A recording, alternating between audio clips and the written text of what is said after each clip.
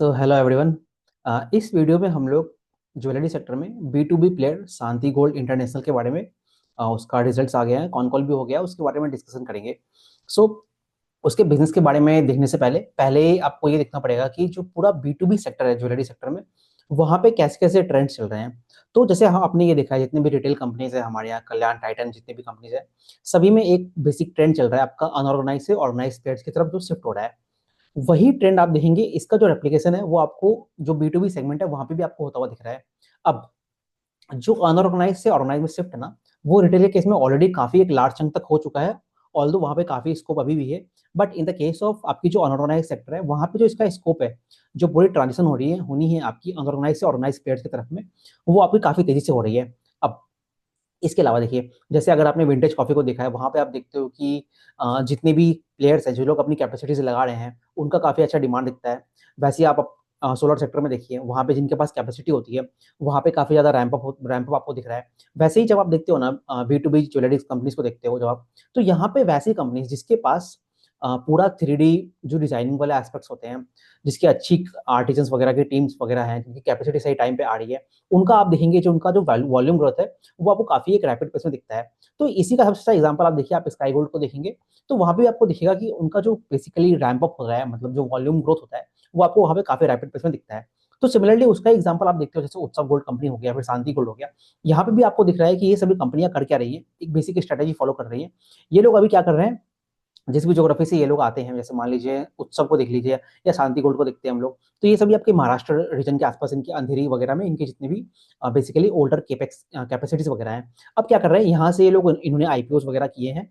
अब इनको ये दिख रहा है ज्वेलरी सेक्टर में पूरा डिमांड दिख रहा है, तो ये लोग यहाँ से जाके अब नए नए ज्योग्राफीज में एक्सपांड कर रहे हैं। तो वहीं पे जैसे अगर मैं शांति गोल्ड को देखूंगा, तो ये लोग क्या कर रहे हैं, इनकी आई थिंक लगभग 2700 केजी पर एनम की कैपेसिटी है मुंबई में।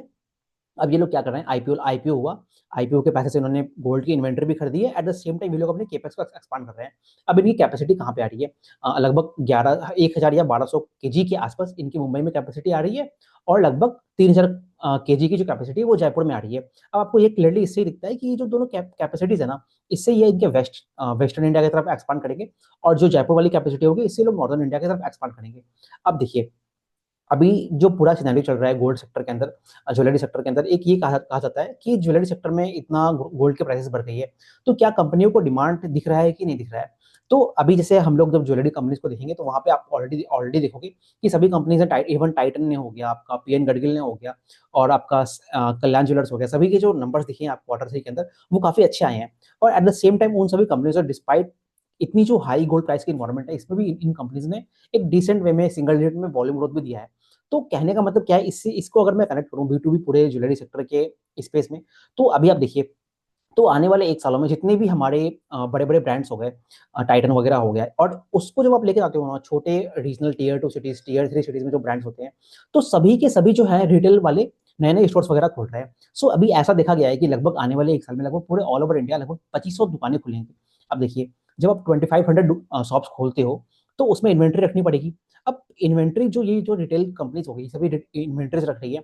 अब ये इन्वेंट्रीज अपनी परचेज कैसे करेंगे, इन्वेंट्री होती क्या है, इन्वेंट्री बेसिकली आपके अलग अलग तरह की ज्वेलरीज होगी, मंगलसूत्रास होंगे उसमें, पोल्कीज होगा, कुंदन्स होंगे, फिर आपके जो स्टडेड ज्वेलरीज होती है 18 कैरेट की होती है, 22 कैरेट्स वगैरह की होती है। अगेन डिपेंडिंग अपॉन द किस ज्योग्राफी ऑफ इंडिया में आप काम करते हो, जैसे सदर्न इंडिया हो गया, वहाँ पे आप देखते हो 22 कैरेट ज्यादा डोमिनेट करता है। नॉर्दर्न इंडिया हो गया, वहाँ पे आपकी जो स्टडेड ज्वेलरी होती है वो ज्यादा डोमिनेट करती है।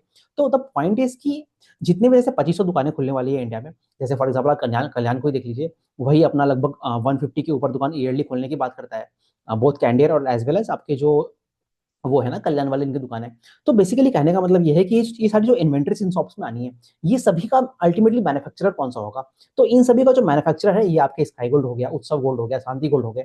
तो इस तरह की कंपनी है जो ऑलरेडी आपकी जीएसटी मतलब बेसिकली टैक्स स्ट्रक्चर में इनकॉर्पोरेटेड है, मतलब ऑर्गेनाइज सेक्टर में है, अपनी कैपेसिटीज को एक्सपांड कर रहे हैं। तो बेसिकली ये सारी चीजों को जब आप देखते हो ना, तो आपको मालूम चलेगा कि ये जो कंपनीज है, ये लोग अपना केपेक्स कैसे लगा रहा है, और एक्चुअली में डिमांड ग्रोथ कैसा है।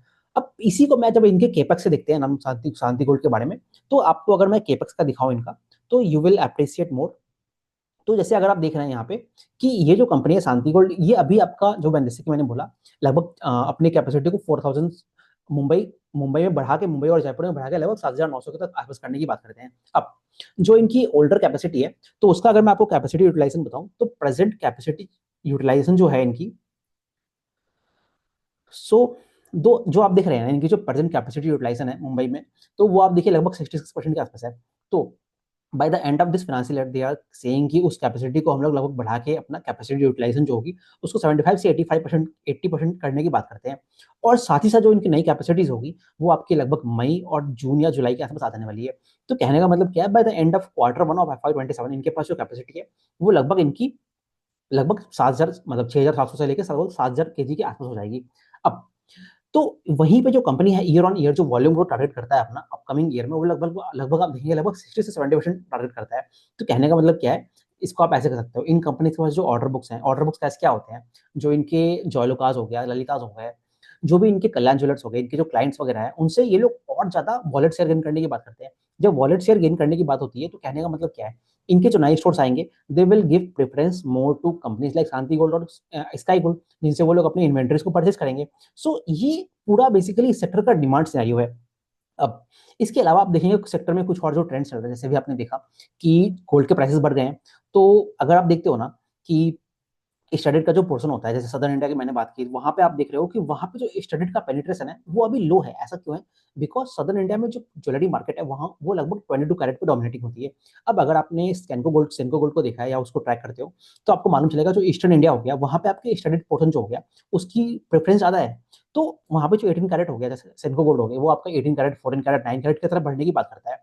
जैसे उसी का एग्जाम्पल आपको दिखता है कि स्काई गोल्ड भी जो है वहां पे वो लोग भी अपने 9 कैरेट्स वगैरह की तरफ जाने की बात करते हैं। तो बेसिकली ये सारे सिनेरियो के अंदर ये जो सेक्टर है वो ट्रांजिशन कर रहा है।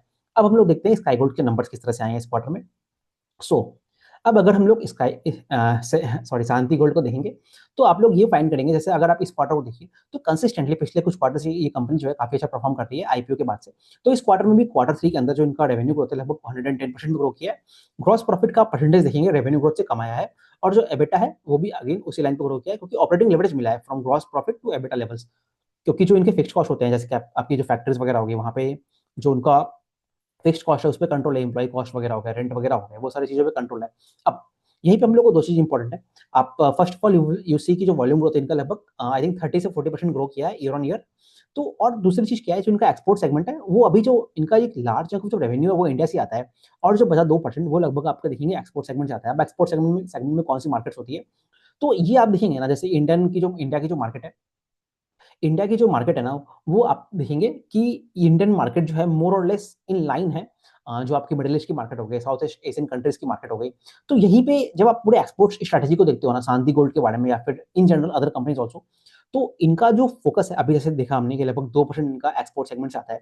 तो इसको ये कंपनी बढ़ा के कहता है कि लगभग हम लोग 8 से 10% कर देंगे bye the end of FY 2027, जो कि एक्चुअली में देखा जाए तो काफी ज्यादा है। बिकॉज अगर मैं सिर्फ एक्सपोर्ट वाले पार्ट को ही देखूंगा तो लगभग वो 4 से 5 टाइम्स की ग्रोथ ये लोग एक ईयर में करने की बात करते हैं।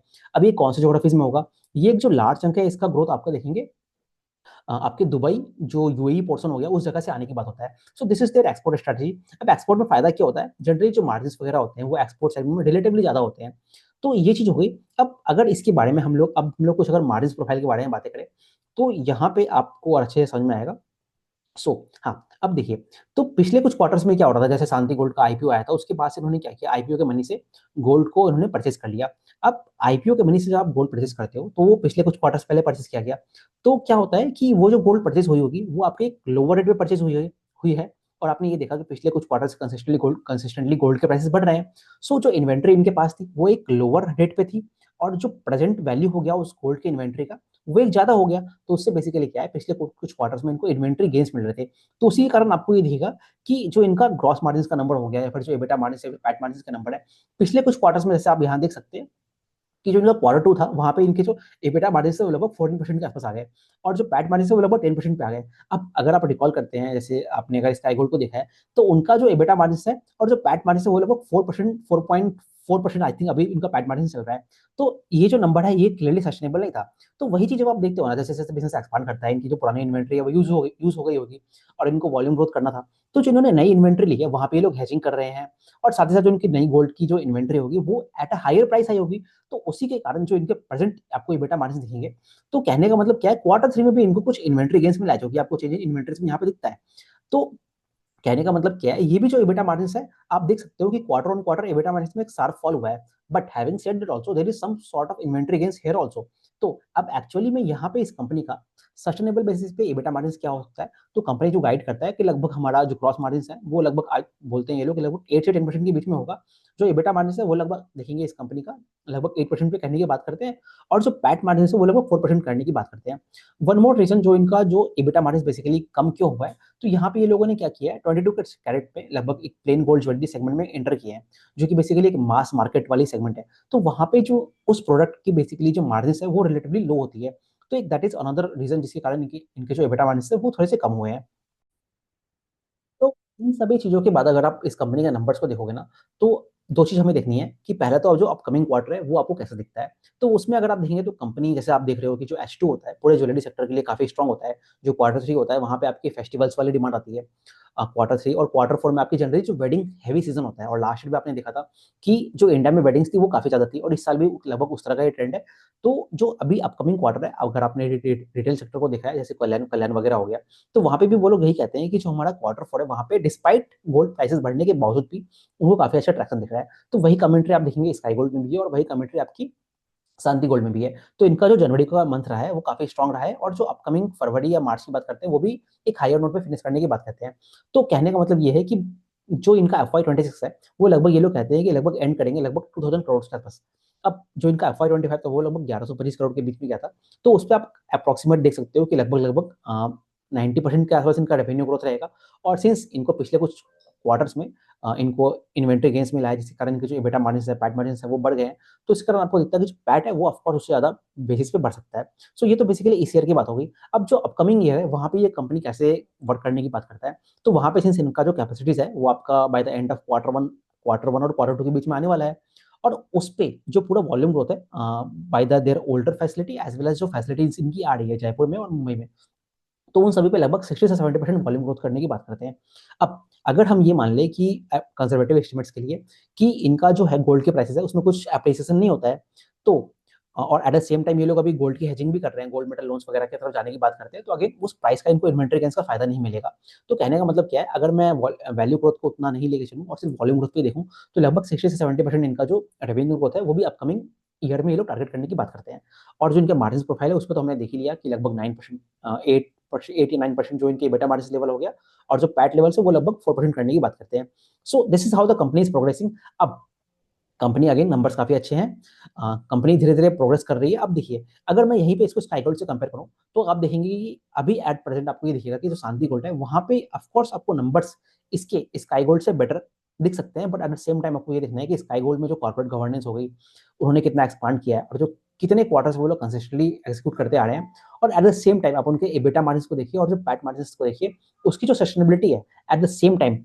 अभी जो इनके सस्टेनेबल एबिटा मार्जिन है, सॉरी पैट मार्जिन है शांति गोल्ड के, वो लगभग 4% के आसपास है, और जो आपके स्काई गोल्ड है उसका लगभग 4.5 करने की बात करते हैं bye the end of next financial year, और वो लोग कैश फ्लो पॉजिटिव वगैरह की बातें करते हैं।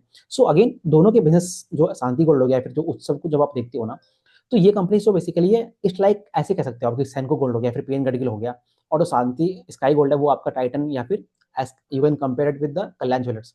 तो पूरा जो सेक्टर है both in the case of B2B segment as well as in the case of retail segment, दोनों में काफी अच्छे प्लेयर्स हैं, और दोनों में ग्रोथ के प्रोस्पेक्ट काफी ज्यादा है। बट अगेन आपको देखना है कि कौन सा प्लेयर्स अपने उस जर्नी के किस स्टेज पे है।